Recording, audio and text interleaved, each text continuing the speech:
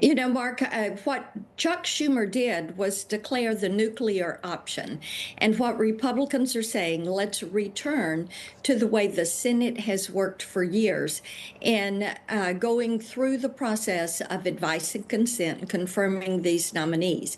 And Senator Thune, as the majority leader, is absolutely correct in his assessment of the situation. We want to get President Trump's nominees confirmed and get them to work, putting in place the agenda the American people overwhelmingly voted for. Remember, he won the Electoral College and the popular vote. And the American people want to see action taken so that we get inflation down, so that we continue to secure this border, so that we are rebuilding our military, so that we are fighting crime in communities, areas where President Trump has done tremendous work.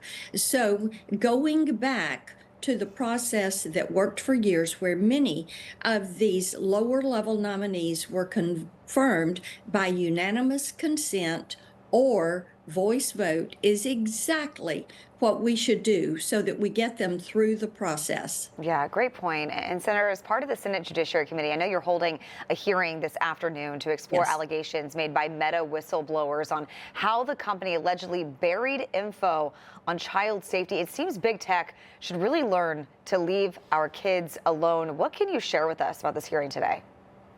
I am so looking forward, and we've worked really hard through the month of August to prepare for this hearing today.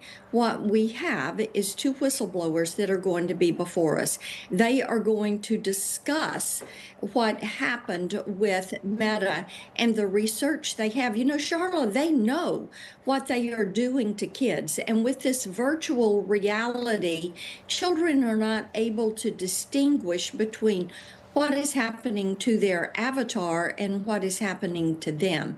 And the physiological and psychological effects are the same. Meta knows this. Mark Zuckerberg knows this. The legal team at Meta is aware of this.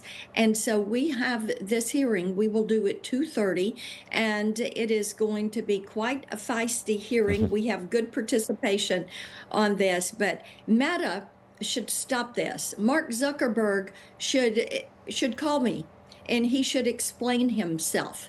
But what I do know is parents are so tired of these social media platforms using children as a product so that they can gather their data, and then the social media platforms profit off that data. Wonder if they will be streaming that hearing on those two platforms.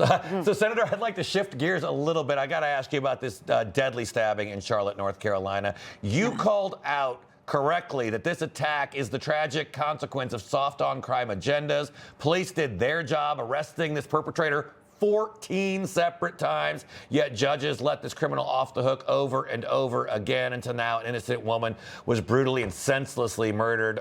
One of your Republican colleagues in the House, Randy Fine, has a bill. He wants to actually hold judges accountable if they let violent criminals out to commit more crimes. I mean, you're a member of the Senate Judiciary Committee. What do you think of that idea?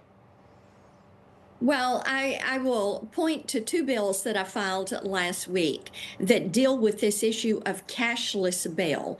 And it is these prosecutors and these judges who are soft on crime, local elected officials, and of course the governor of North Carolina in this instant, that have, along with the mayor, have promoted these soft on crime policies.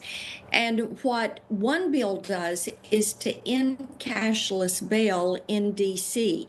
And we know that the president's crackdown on crime in D.C. has made a tremendous difference.